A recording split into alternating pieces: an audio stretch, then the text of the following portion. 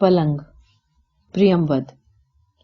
उस साल जब पलाश की नंगी छितरी शाखों पर पहला फूल खिला, तब माँ पूरी तरह स्वस्थ थी।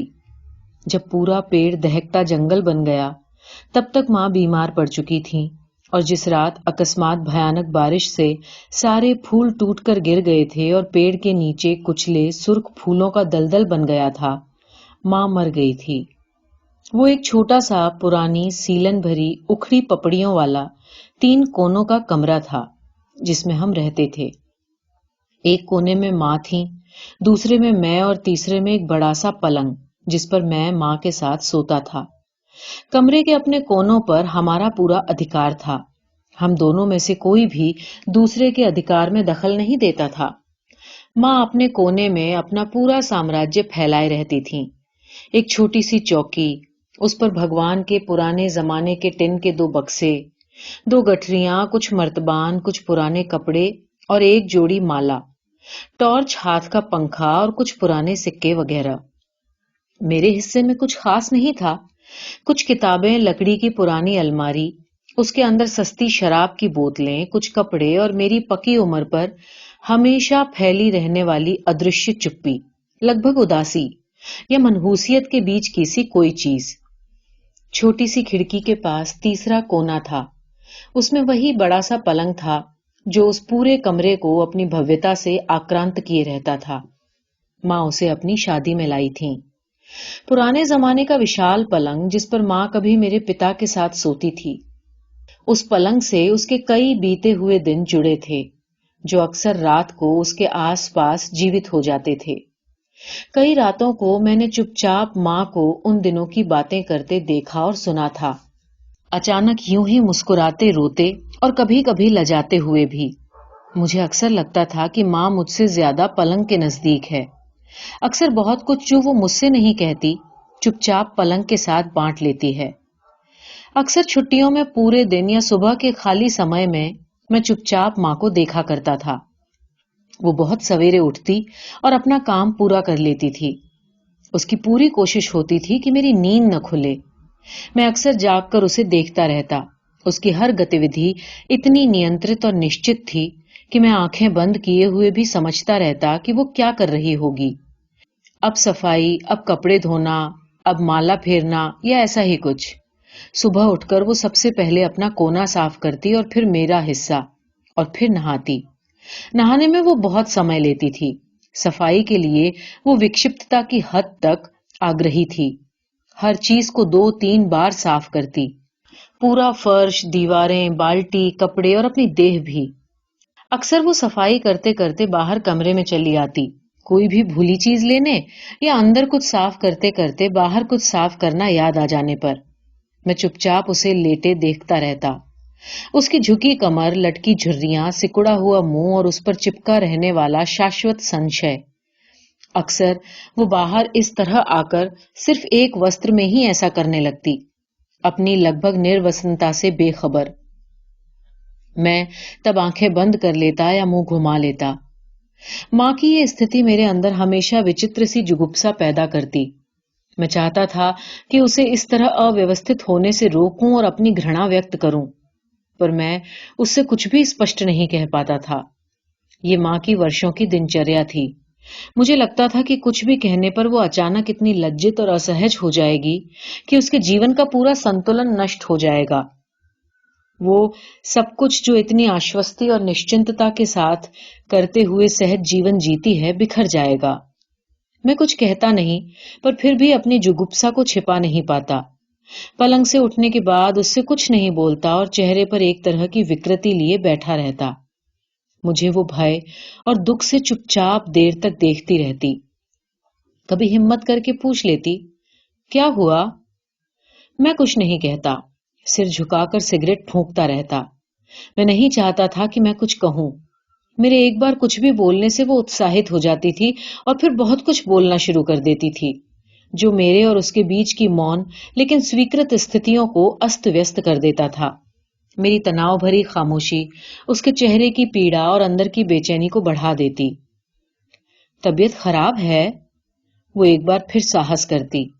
कुछ कड़वा बोलने के लिए मैं सिर उठाता, پر اس کے چہرے کی کاترتا اور عمر کا شیتھلیہ دیکھ کر چپ ہو جاتا. تب وہ سچ مچ کانپ رہی ہوتی اس آشنکا سے کہ کہیں میں ہاں ہی نہ کہہ دوں. میری کسی بھی پیڑا کی کلپنا سے وہ اسی طرح کانپنے لگتی. میری اس چپی سے وہ شاید کچھ انداز لگا لیتی. مجھے یہ کبھی سمجھ میں نہیں آیا کہ ماں میرے اندر کا سب کچھ کیسے جان لیتی ہے، کون سا سوتر ہوتا ہے اس کے پاس. وہ پھر سترک رہنے لگتی. اکثر اس اوستھا میں باہر نہیں نکلتی یا نکلتی بھی تو اس آشوستی کے ساتھ کہ میں سو رہا ہوں. یہ نشچے کرنے کے لیے شاید وہ بہت دیر تک دروازے کی آڑ سے چپ چاپ مجھے دیکھتی رہتی. ایک دن میں نے کچھ زیادہ شراب پی لی، اس لیے کہ جس عورت سے میں شادی کرنا چاہتا تھا اور جو مجھ سے شادی کرنا چاہتی تھی اس سے میرا جھگڑا ہو گیا تھا. ویسے ہم بہت دنوں سے ایک دوسرے کو پیار کرتے تھے، اتنے دنوں سے کہ وہ میری طرح دھیرے دھیرے ادھیڑ ہونے لگی تھی. ایک آدھ بھال سفید بھی ہو گیا تھا اور چھاتی بالکل ڈھیلی. تھک کر لگ بھگ سنویدن ہینتا کی حد تک وہ پیار میں نشکریہ رہنے لگی تھی. اس کمرے میں ایک چوتھا کونا ہوتا تو میں اس سے شادی کر لیتا. اسی بات سے وہ اکثر مجھ سے لڑ لیتی. اس کا کہنا تھا کہ ہم پلنگ کو ہٹا کر اس کونے میں رہ سکتے ہیں، پر میں جانتا تھا کہ یہ ماں کے لیے سمبھو نہیں. جب کبھی میں پلنگ کے بغیر ماں کے بارے میں سوچتا تو مجھے ایک ڈھہتے ہوئے مکان کا خیال آتا تھا. رات کو جب ماں میرے ساتھ اس پلنگ پر لیٹتی تبھی وہ اپنی دن بھر کی چپی، میرے سناٹے، اپنی آنکھوں کی سفید جھریوں سے باہر آ پاتی، میری ہتھیلی چھوتی یا سر پر ہاتھ پھیر دیتی. میں انبھگیہ یا انیہ منسک سا دکھنے کا بہانہ کرتا. وہ دھیرے دھیرے کچھ بولتی رہتی، اس میں بھی میری چنتائیں ادھک ہوتی. میرا اترتا ہوا چہرہ، میری بڑھتی ہوئی عمر، میرا اکیلا پن. کبھی کبھی میں مسکرا دیتا تو وہ اتساہ سے مجھے اپنے ویبھو پورن اتیت کے بارے میں بتانے لگتی کہ کیسے اسی پلنگ پر وہ اسی طرح لیٹتی تھی اور کیسے میں اسی پلنگ پر پیدا ہونے کے بعد اسی جگہ لیٹتا تھا. پلنگ ایک طرح سے اس کے استتو کی ابھیویکتی تھا، اپستھتی کی سارتھکتا، ارتھوتتا تھا. پلنگ پر ہی اسے میرا سامپیہ ملتا تھا جو اس کی بچی ہوئی عمر کا شیش اور اکلوتا سکھ تھا. ویسے ماں بھی اس عورت کو جانتی تھی. میں اکثر اسے اپنے ساتھ کمرے میں لاتا تھا. وہ ماں سے ملتی تھی اور اسے دیکھ کر ماں سچ مچ بہت خوش ہوتی تھی. اسے اپنے کونے میں بٹھاتی اور خوب باتیں کرتی. وہ سب باتیں جو وہ یا تو رات کو پلنگ سے کرتی ہیں یا مجھ سے نہ کہہ پانے کے کارن اپنے اندر جمع رکھتی تھی. سمبھوتہ ماں کے اندر ہمارے سمبندھوں کے کارن سوئم کو لے کر ایک اپرادھ بودھ تھا جسے وہ اس عورت سے ادھک باتیں کر کے، ادھک سواگت کر کے دبائے رہتی. اپنے کونے پہ بیٹھا ہوا میں ان کی باتیں سنتا اور چپ چاپ سگریٹ پیتا ہوا بیچ بیچ میں مسکرا دیتا. میرے مسکرانے سے ماں اترانے سی لگتی اور مجھ سے اور ادھک باتیں کرتی. میرے جواب دینے سے اسے بہت شانتی ملتی کیونکہ وہ یہ مان لیتی تھی کہ میں سوستھ، سکھی اور سنتشٹ ہوں اور اس کے استتو کو اپنے جیون میں مہتو دیتا ہوں. وہ اچانک اپنے آپ کو مہتوپورن محسوس کرنے لگتی اور اس بھاونا سے میرے اوپر کچھ ادھیکار بھی دکھانے لگتی جسے میں انچھا سے چپ چاپ سویکار کرتا رہتا. دھیرے دھیرے یہ استھتی میرے لیے اسہنیہ ہونے لگتی جسے ماں سمجھ لیتی اور اٹھ کر پڑوس کے گھر چلی جاتی. وہ جانتی تھی کہ میں اس عورت کو گھر کیوں لاتا ہوں. اسے احساس تھا کہ ہمیں کیوں لمبا ایکانت چاہیے. وہ تبھی لوٹتی جب میں کافی دیر بعد اسے لے کر گھر سے چلا جاتا. تو اس رات میرا اور اس عورت کا جھگڑا ہو گیا تھا. اس رات ٹھنڈ کچھ زیادہ تھی، اتنی کہ میں نے وہیں شراب کی دکان پر کچھ گھونٹ پی لیے تھے. باقی شراب بچا کر میں گھر لے آیا تھا. میرے اندر اس کے شریر کی تیور اچھا ہو رہی تھی اور وہ اپنے کمرے میں لیٹی تھی. شاید کچھ دیر پہلے رو کر چپ ہو چکی تھی. اس کی آنکھوں میں کیچڑ تھا اور بائیں گال پر ایک آنسو چپکا تھا.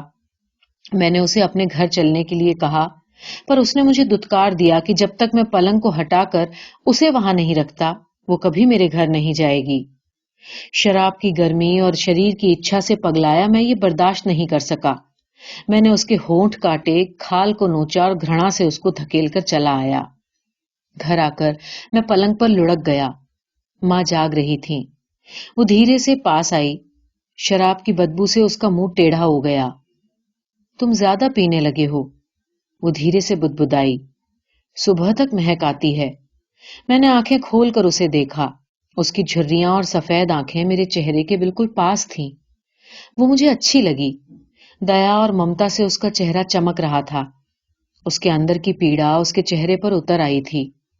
اس نے دھیرے سے میرے سر پر ہاتھ پھیرا. میرے پکتے ہوئے شریر کو اچھی طرح دیکھا. وہ نیچ ہے. میں بڑبڑایا. سو جاؤ تم.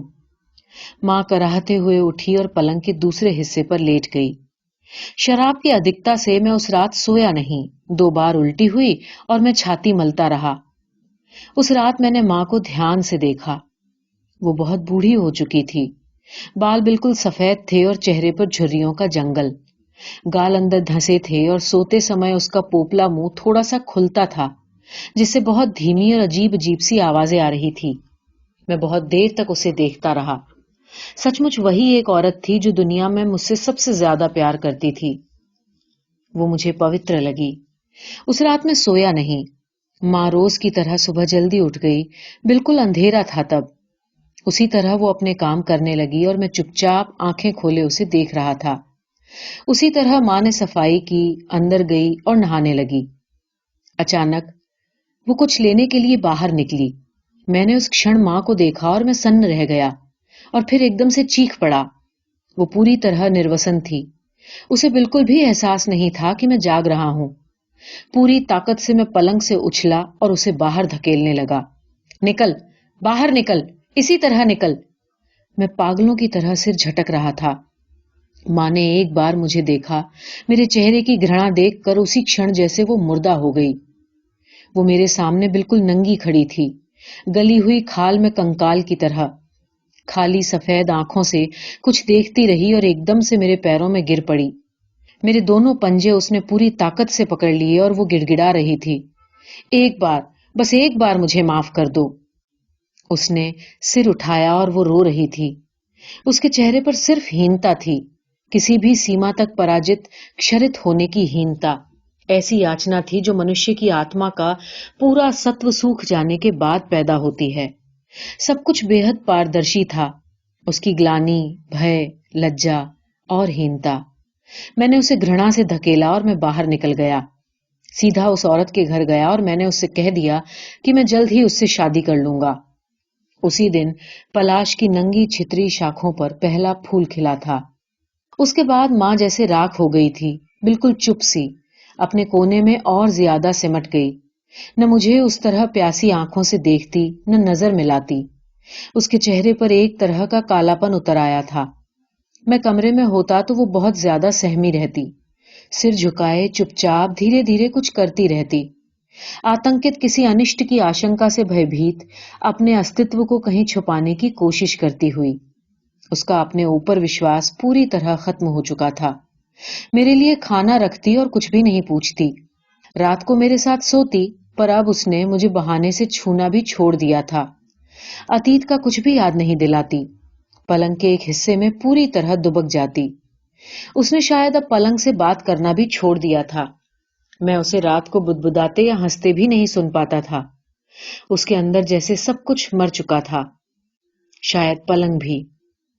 انہی دنوں پلاش پر سرخ جنگل کھلنا شروع ہوا اور ساتھ ہی ماں بیمار ہو گئی. اس رات بے حد تیز بارش ہو رہی تھی. میں نے شام سے ہی شراب پینی شروع کر دی تھی. ماں چپ چاپ پلنگ پر چادر اوڑھے لیٹی رہی, اپنی جگہ پر بہت زیادہ سکڑی ہوئی.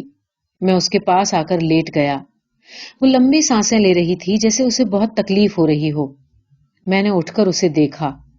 بہت دنوں بعد میں نے اسے دھیان سے دیکھا تھا. اس کی جھریاں بے حد گھنی ہو گئی تھیں. میں نے دھیرے سے اسے چھوا. اس دن کے بعد پہلی بار. پھر وہ ایک بار کانپی, میری طرف سر گھمایا. ایک کھشن مجھے دیکھتی رہی اور پھر بدبدائی, تم کمزور ہو گئے ہو, بہت بوڑھے سے دکھتے ہو. میں اسے دیکھتا رہا اور پھر دھیرے سے بولا, میں شادی کر رہا ہوں. وہ کچھ بھی نہیں بولی. اسی سے وہ بھی بوڑھے ہونے لگی ہے. ماں مجھے اسی طرح دیکھ رہی تھی.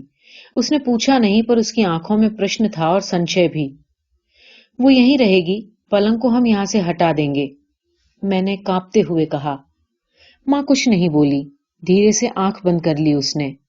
اسی رات ماں مر گئی. ماں کے بعد وہ کونا خالی ہو گیا تھا. ہم نے ماں کا سب سامان وہاں سے ہٹا دیا. اس کے ٹن کے پرانے بکسے، گٹھری، ہاتھ کا پنکھا، ٹارچ، بھگوان، مالا سب باندھ کر اوپر رکھ دیے۔ ماں کے کونے پر اس نے اپنا سامان رکھ دیا۔ ماں کا کوئی چنہ شیش نہیں تھا۔ ماں اب کہیں نہیں تھی۔ رات کو وہ میرے ساتھ اسی پلنگ پر لیٹی، اسی جگہ جہاں ماں سوتی تھی۔ وہ بے حد خوش تھی۔ کھلکھلاتے ہوئے اس نے میری ناک چبائی اور کپڑے اتار کر نروسن ہو گئی۔ میں نے سر گھما کر پلنگ پر پسرے اس کے ننگے شریر کو دیکھا اور میں ایک دم سے چیخ پڑا۔ ماں وہیں تھی،